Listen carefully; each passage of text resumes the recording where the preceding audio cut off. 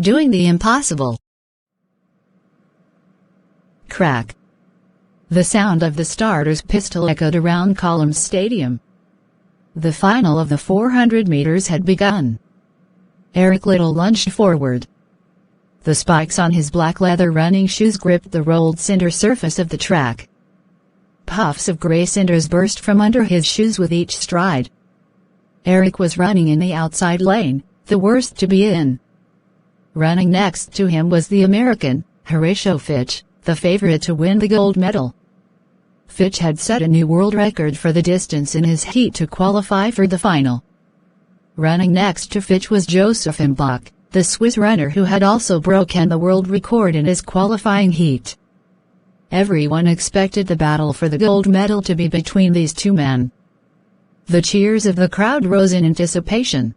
As the field of runners streaked down the back straightaway from the starting line, though, it was Eric Liddell in the lead. As the runners rounded the corner and passed the 200-meter mark, the midway point of the race, Eric had run the first half of the race in the amazingly fast time of 22.2 seconds. Eric could hear the feet of the other runners stomping against the cinder track as the men strained to catch up to him. The crowd could see that Guy Butler, the other British runner in the race, was 3 meters behind Eric. Horatio Fitch was also gaining fast, but with no time to look back, Eric threw all his effort into running. As the crowd realized that Eric Liddell was not falling back into third or fourth place as expected, it became strangely silent, too stunned to cheer. Those who knew anything about running techniques just shook their heads. A runner couldn't sprint for the whole 400 meters of the race. To them it was obvious, Eric Liddell was a 100-meter runner who had no idea how to run a 400-meter race. A runner who sprints from the start in such a race, as though he's running in a 100-meter dash, will use up all his energy and have no stamina for a final burst of speed at the end of the race. The crowd waited silently for Eric to fade. By the time Eric had rounded the bend, Horatio Fitch had closed to within 2 meters of taking the lead. Eric could sense his presence. Believing that Fitch was making his move on Eric, the crowd burst to life again. Just as everyone thought that Horatio Fitch was about to pass Eric, a gasp went through the crowd. It couldn't be. It was impossible. No one had ever run the 400 meters like this before. But it was true. Just when the crowd was sure that he was fading, Eric threw back his head and flung his arms about like a drowning man. With that, he mustered a burst of speed and pulled away from Horatio Fitch. Instead of slowing down, Eric was running the second on half of the race faster than the first.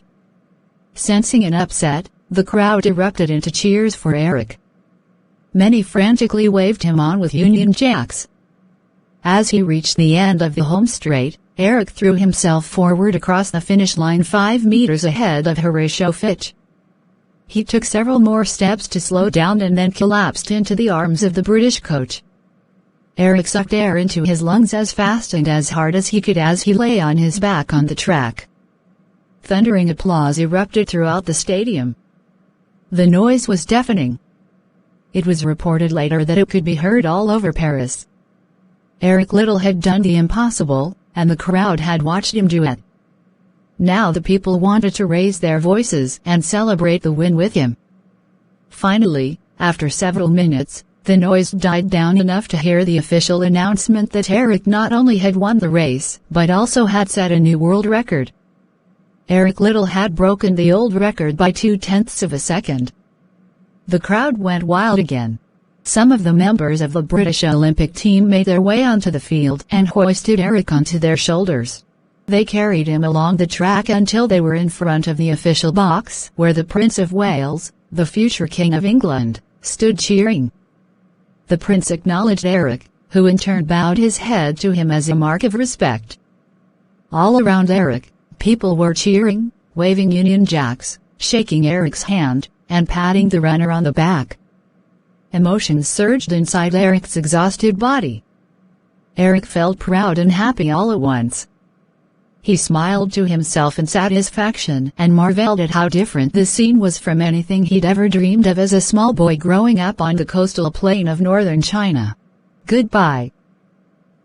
Thanks for watching. Don't forget to like, share, comment on my video.